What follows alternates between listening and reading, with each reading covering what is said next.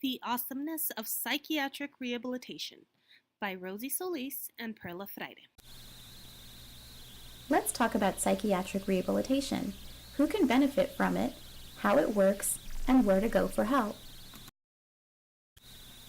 Let's start with some basics. What is psychiatric disability?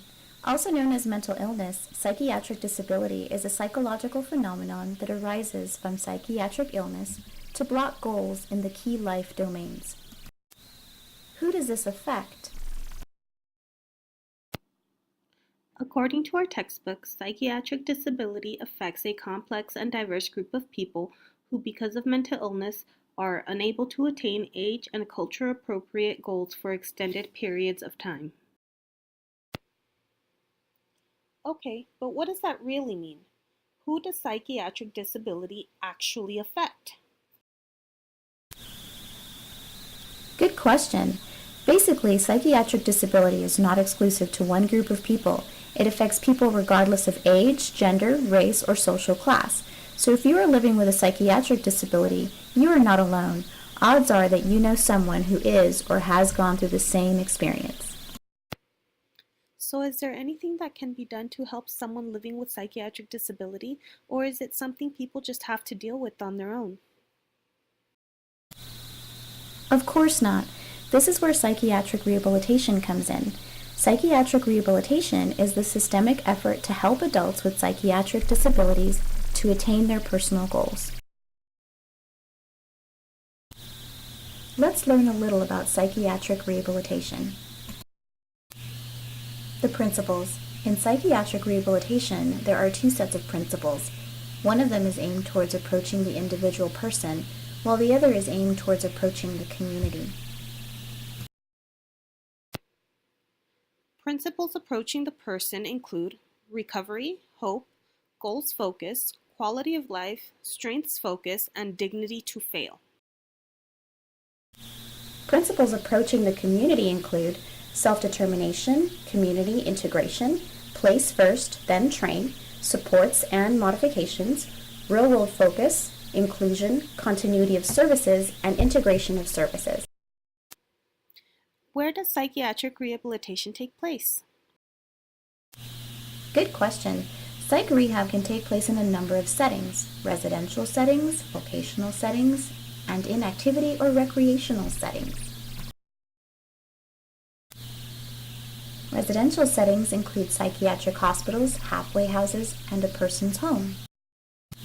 Vocational settings in psychiatric rehabilitation include work settings and educational settings, and activity recreation settings in psych rehab include day treatment, partial hospitalization, psychosocial clubhouse, the community, the streets, faith-based communities, mutual support programs, and self-help programs. Are people who are seeking psych rehab services on their own?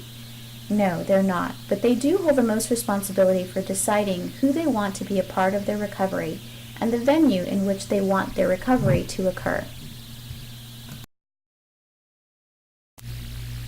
Aside from the person seeking services, other roles in the psych rehab process include the person's support system, professional rehabilitation providers, paraprofessional providers, and peers.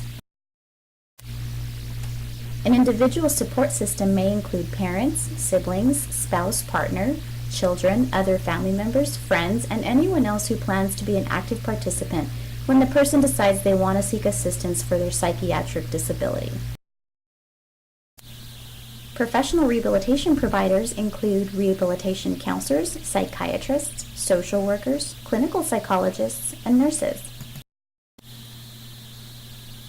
Okay, but who are the paraprofessionals and the peers? I'm glad you asked. Paraprofessionals are people who do not have a bachelor's degree, but they often work in frontline occupations that are vital to psych rehab, while peers are people who have used psych rehab services for severe mental illness in the past, and now they provide those services to other individuals like themselves. What exactly are rehabilitation counselors? Do they only specialize in working with people who are addicted to drugs? No, no. Actually, rehabilitation counselors are professionals who help individuals with disabilities to live more independently. They work with clients to help them manage the effects of disabilities on employment and independent living. You might be wondering what kind of strategies are used by all of these people in order to help people seeking psychiatric rehabilitation. Strategies include, but aren't limited to, basic listening skills, problem solving, shared decision making, skills training, and family education and support. But won't people with psychiatric disabilities face discrimination in school and the workplace? Actually, I'll take this one. I'm ADA man. The ADA has an important impact on people with mental illness. It prohibits discrimination at every phase of employment. This includes the hiring process. It provides protection for qualified individuals who live with any disabilities, not just mental illness. But how do we know psychiatric rehabilitation really works? This is where evidence-based practice comes in. Evidence to support the validity of evidence-based practice must be in the form of reliable objective evidence. Controlled clinical trials refined by research results have proven over time that psychiatric rehabilitation effectively produces specific desirable outcomes for persons with severe mental illness. This is awesome. I'm so relieved I don't have to face this alone anymore. Could you tell me where I could learn more about psychiatric rehabilitation and where I can find these services? Of course! Here are some local resources where you can acquire more information about psychiatric rehabilitation: El Paso Behavioral Health Center, El Paso Psychiatric Center, Emergence Health Network, and the El Paso VA Mental Health Services Center.